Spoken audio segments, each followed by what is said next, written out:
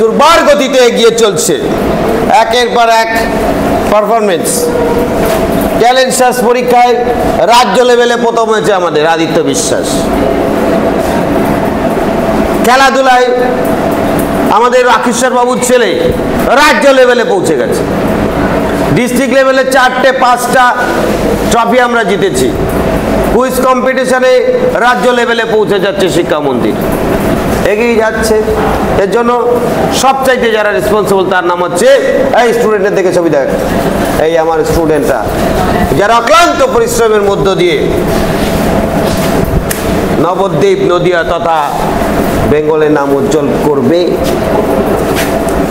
এ মেরে গ্রান্টি। সুরজ চাচির কম্পিটিশন প্রথম প্রশ্ন, আমাদের যে হৃৎপিণ্ড থাকে এই হৃৎপিণ্ড কোন পাশে থাকে, ডান পাশে না বাম পাশে? হাত তুলেছে। এই একে বল, একে দে, তুই পারবি। বাঁ পাশে। কি পাশে থাকে? বাঁ পাশে। বাঁ পাশে থাকে, উত্তর সঠিক। হাততালি দেওয়ার দরকার নাই। আচ্ছা, এখন থেকে হাততালি নিষিদ্ধ ঘোষণা করা হলো। সবাই শুধু গুড ওকে চিহ্ন দেখাবে। পরবর্তী কোশ্চেন, সিট ডাউন। সামনেই পরীক্ষা, পরীক্ষার প্রিপারেশন জোর কদমে তোমাদের চলছে। আশা করি সবাই অ্যাটেন্টিভলি পড়াশোনা করছো। দেখো বাবা, পৃথিবীতে পড়াশোনার বিকল্প একটা জিনিস আছে, তার নাম হচ্ছে কি? তার নাম হচ্ছে পড়াশোনা। কি আসলি কেন? আনন্দ পেলি তাই তো? Very good. পরবর্তী প্রশ্ন, সোনা, গোল্ড, এই গোল্ডের চিহ্ন কি? হাত তুলেছে, দাঁড়াও। এইচজি। খুব সুন্দর উত্তর দিয়েছে এবং 0 পেয়েছে। সোনা বা গোল্ডের চিহ্ন কি, সিম্বল কি? হাত তুলেছে। এইউ। ও বলছে এইউ, জোরসে বলো। এইউ। এইউ, ভেরি গুড। যারা যারা আওয়াজ করছো তারা তারা হাত তোলো। অপরাধী কখনো হাত তোলে? আচ্ছা, পরবর্তী প্রশ্ন গুরুত্বপূর্ণ। শালক সংশ্লেষ সবাই করতে পারে, মানুষ, গরু, ছাগল, বেড়া সবাই, তাই তো? ও বলছে হ্যাঁ। তুই মাইক নে। মানুষ, গরু, ছোড়া, ছাগল যদি শালক সংশ্লেষ করতে পারতো তাহলে মানুষের আর খাওয়ার জ্বালা থাকতো না, কেউ আর কাজকর্ম করতো না। সারাদিন বসে খেত আর বসে বসে কি বলছে, অলস অলস মস্তিষ্ক শয়তানের আড্ডা। দেখবি যারা কাজ করে না তারা ফার্স্ট ক্লাস শয়তান হয়। এই যে তোরা সারা বছর পড়াশোনার মধ্যে থাকিস, তাই তোরা আজকে ভালো ছেলে হয়ে। এই শালক সংশ্লেষ করতে পারে না এরকম একটা গাছের নাম বলো। একজন হাত তুলেছে, ওইদিকে হাত তুলেছে, বলো। স্বর্ণলতা। ও বলছে স্বর্ণলতা। আরে বাবা, এই ছেলেটাও শোনার ছেলে। সবাই হাত। ভেরি গুড, স্বর্ণলতা। পরবর্তী প্রশ্ন, ভেরি রিসেন্ট আমাদের ভারতবর্ষের नाम रोशन करके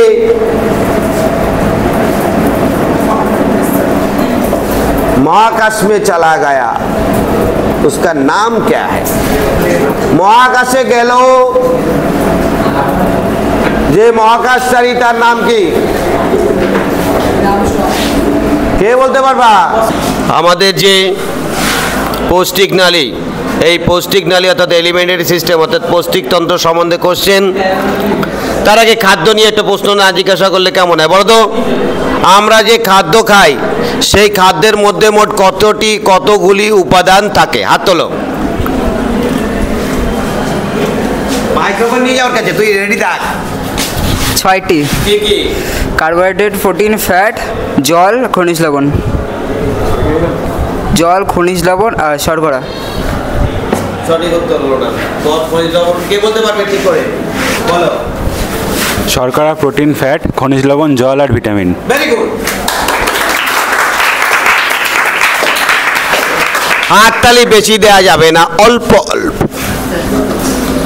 পরবর্তী প্রশ্ন, সিট ডাউন। আমাদের যে পাকস্থলী আছে, এই পাকস্থলীর মধ্যে একটা খতরনাক অ্যাসিড থাকে যা আমাদের বাঁচানোর জন্য, বলতে হবে অ্যাসিডটার নাম কি?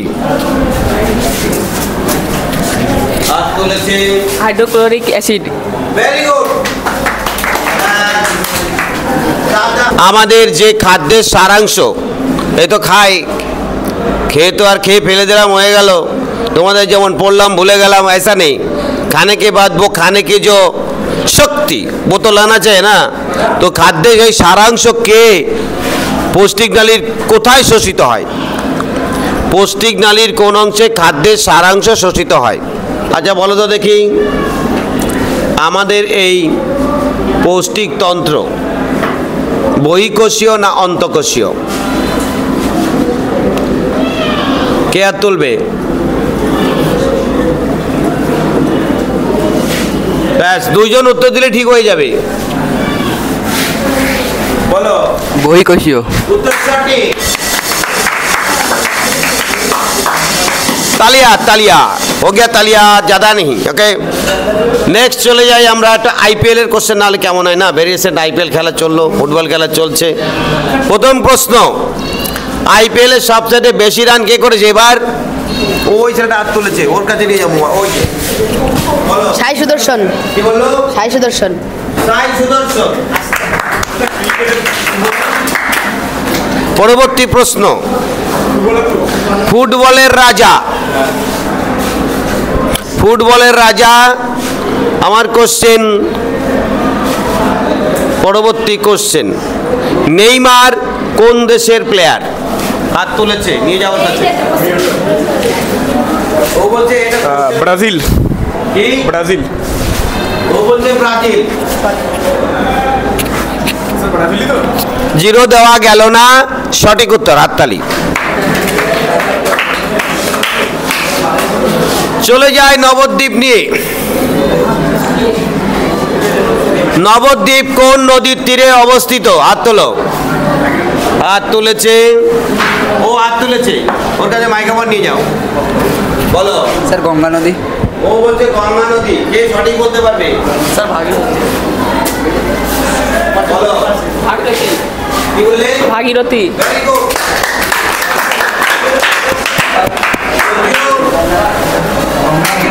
নাম হয়তো ভাগীরথী, কিন্তু আমরা এটাই গঙ্গা হিসাবে চিনি। কিন্তু কাকে কিভাবে চিনি তো ফ্যাক্টর না, প্রকৃত নামটা বলতে হবে। যেমন শিক্ষা মন্দিরকে সবাই মন্দির হিসাবে চেনে, কিন্তু এখানে প্রকৃত এটা বিদ্যালয়, তাই নাকি? অনেকে দেখবা শিক্ষা মন্দির, নবদ্বীপ তো মন্দিরের শহর, এটা একটা মন্দির, প্রণাম করে যাচ্ছে। কিন্তু এটাই সঠিক প্রণাম, কারণ যেখান থেকে বাচ্চারা তৈরি হয়, যেখান থেকে জীবনের শিক্ষা হয়, যেখান থেকে মানুষ তৈরি হয়। মানুষের দুটো জন্ম, একটা হচ্ছে পরিবারে যেখানে মাতৃগর্ভ থেকে জন্ম, আর একটা হচ্ছে কি এই বিদ্যালয় থেকে জন্ম। এই দুটো জন্ম নিয়েই মানুষের জীবন সার্থক। তালিয়া।